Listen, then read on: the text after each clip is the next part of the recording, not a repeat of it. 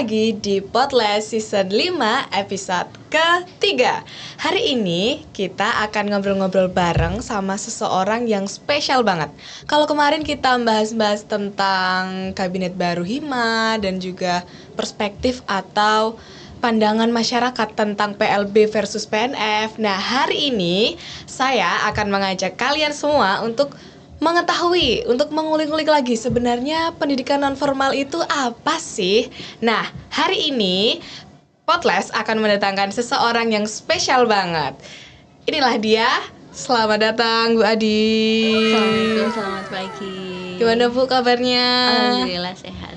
Oke, nah teman-teman, itu adalah narasumber kita hari ini yang akan membahas tentang pendidikan non-formal gitu ya Bu? Iya. Oke, langsung saja. Bisa dijelaskan Bu, sebenarnya apa saja sih jenis-jenis lembaga PNF dan bagaimana pembagiannya berdasarkan ranah seperti diklat, wisata edukasi, atau pekerjaan-pekerjaan sosial lainnya? Oke. Mungkin kalau kita lihat dari pembagian PNF itu sendiri ya, di beberapa tempat itu beda-beda Mbak, punya khasnya sendiri-sendiri. Jadi di Jogja itu punya khasnya sendiri, kemudian mungkin di Malang punya khasnya sendiri, di Bandung mungkin punya khasnya sendiri. Nah kebetulan kita kan ada di Jogja ya, di UNY. Di UNY itu PNF-nya ada 5 konsentrasi sebutannya. Yang pertama itu ada pemberdayaan masyarakat, kemudian ada pemberdayaan keluarga, kemudian ada diklat, lalu ada pekerja sosial, dan yang kelima itu ada wisata edukasi. Nah kebetulan saya itu kan juga dulu dari UM Malang ya. Nah kalau di Malang itu ada 3. Jadi bedanya setiap universitas itu punya khasnya sendiri. Kalau di Malang itu cuman ada pemberdayaan masyarakat, diklat, kemudian ada yang namanya manajemen PAUD. Nah, kalau di kita kan pemberdayaan keluarga ya. Iya. Nah, sekarang kita bahas yang di UNJ dulu ya, yang di rumah kita nih, di PNF seperti itu. Nah, kalau di pemberdayaan masyarakat, tentunya pasti kita kenal PKBM ya di situ. Ada pusat kegiatan belajar masyarakat. Nah, itu ranahnya memang ada di pemberdayaan masyarakat, di mana mereka memberikan fasilitas, kemudian juga memberikan pendampingan kepada masyarakat untuk bagaimana supaya masyarakat itu berdaya, seperti itu. Nah, kemudian ada juga pemberdayaan keluarga. Nah, pemberdayaan keluarga ini beberapa lembaga juga bisa dinaungi dalam pemberdayaan keluarga itu. Misalnya bisa dibagi menjadi 2. Yang pertama mungkin dari lembaga pemerintah dan juga non pemerintah ya di situ. Dalam artian mungkin sekolah PAUD tapi non formal. Kan ada ya PAUD formal, ada PAUD non formal. Nah, itu ranahnya. Nah, kalau di lembaga pemerintah itu ada BKKBN. Nah, itu ranahnya di pemberdayaan keluarga di situ. Jadi mereka menaungi terkait dengan mungkin problem stunting, mungkin juga kesiapan pranikah dan lain sebagainya yang seperti itu. Itu di ranahnya pemberdayaan keluarga. Nah, ada juga di sekolah PAUD non formal di situ. Misalnya ada SPS, kemudian juga ada TPA, ada daycare. Nah, itu ranahnya di situ. Bagaimana mengelola di situ hubungan antara sekolah dan juga orang tua, parentingnya, kemudian juga perkembangan anaknya dan lain sebagainya. Nah, ada juga mungkin tadi sedikit terlupa ya, yang di pemberdayaan masyarakat tadi itu ada juga lembaga pemerintah dan non pemerintah. Nah, yang non pemerintah mungkin PKBM itu tadi. Nah, lembaga yang pemerintah, misalnya kalau teman-teman tahu itu ada yang namanya Balai Pemberdayaan Masyarakat. Nah, itu dari pemerintah. Misalnya dari Kementerian Transmigrasi dan Desa Tertinggal. Di situ mereka punya di bawahnya itu ada yang namanya Balai Besar Pemberdayaan Masyarakat di situ. Nah, di Jogja ada. Nah, itu ranahnya pemberdayaan masyarakat yang lembaganya lembaga pemerintah. Nah, di balai itu mereka punya yang namanya desa-desa binaan. Nah, jadi desa-desa binaan itu yang nantinya akan dikelola oleh balai untuk supaya mereka bisa berdaya di situ, memajukan desanya, baik itu dari segi ekonomi maupun juga dari seni, budaya, dan sosial seperti itu. Kemudian yang ketiga diklat. Nah, diklat ini juga ada yang dari lembaga pemerintah dan ada yang non pemerintah. Misalnya kalau yang dari lembaga pemerintah itu kita tahu yang namanya Kemenaker, Kementerian Tenaga Kerja ya. Nah, Kemenaker itu punya unit-unit. Nah, misalnya Balai Latihan Kerja (BLK). Oh Nah, iya, tahu. itu dia adalah lembaga diklat yang pemerintah di situ. Ada juga lembaga Balai Pemdes Kemendagri. Nah, misalnya yang di Jogja itu ada kebetulan Balai Pemdes Kemendagri di situ. Nah, mereka di situ memberikan pembelajaran pelatihan kepada perangkat-perangkat desa.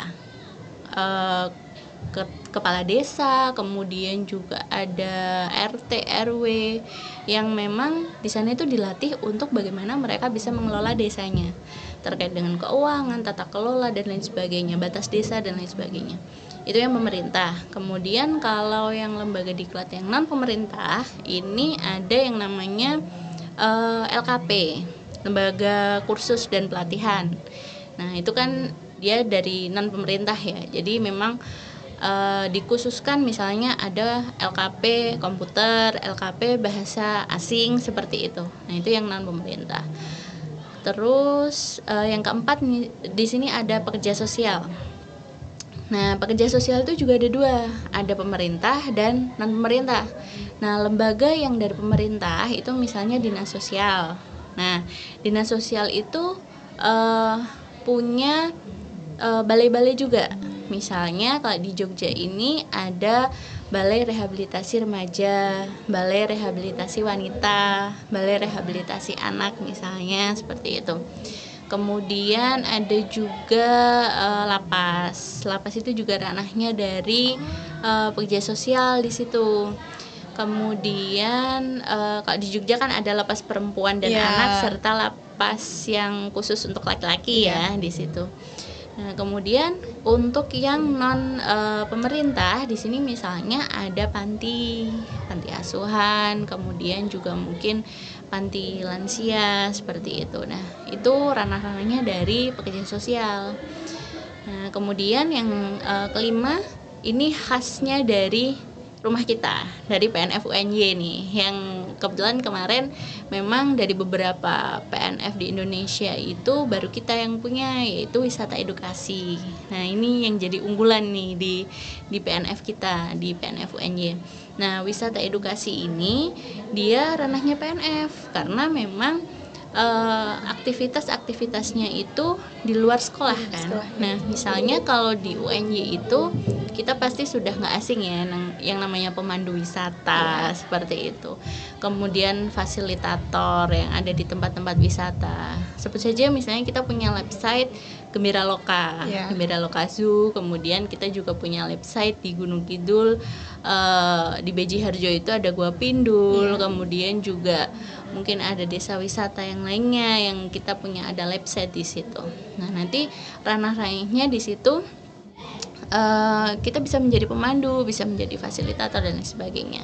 Bahkan kalau misalnya kita bisa kerjasama dengan dinas pariwisata, itu juga bisa menjadi ranahnya dari pendidikan non formal. Jadi makanya kalau dikatakan luas, sangat luas ranahnya dari PLS itu sendiri. Makanya kadang ada yang memplesetkan ya, pendidikan luar sekolah itu pendidikan luas sekali seperti itu. Jadi ya memang itu benar, faktanya seperti itu, dimana memang semua cakupan yang di luar sistem sekolah, nah itu ranahnya PLS di situ. Nah, di UNY kita bagi menjadi 5 itu tadi, ada pemberdayaan masyarakat, pemberdayaan keluarga, diklat, kemudian pekerja sosial, kemudian yang jadi khasnya ini tadi wisata edukasi gitu, Mbak. Oke Bu, kalau misalnya tentang Kampung KB gitu masuknya ke ranah PNF yang mana Bu? Oke, kalau Kampung KB itu bisa dikatakan masuknya di pemberdayaan keluarga karena memang dia khususnya untuk ibaratnya meminimalisir angka kelahiran ya, supaya tidak semakin meningkat di situ. Katakanlah kalau ibaratnya slogannya kan 2 anak sudah cukup ya di situ dari Kampung KB itu. Sebenarnya memang program itu dikhususkan untuk meminimalisir angka kelahiran itu tadi supaya tidak meningkat. Karena kan meningkatnya angka kelahiran itu juga nantinya akan mempengaruhi terkait dengan ekonomi, kesehatan, pendidikan yang ada di negara ini gitu. Jadi makanya, dan ranahnya kan di situ adalah lingkup yang paling kecil dalam masyarakat, yaitu keluarga. Nah, makanya di sini ranah dari si Kampung KB sendiri itu meskipun dia ada di masyarakat, tapi karena fokusnya dia di keluarga, masuknya di pemberdayaan keluarga. Oke. Gitu. Oke, kita keep dulu informasi seputar lembaga-lembaga PNF dan yang tadi sudah dijelaskan oleh Bu Adin. Selanjutnya kita akan menyimak informasi lebih lanjut dan tentunya lebih menarik lagi teman-teman di part selanjutnya. Oke, terima kasih.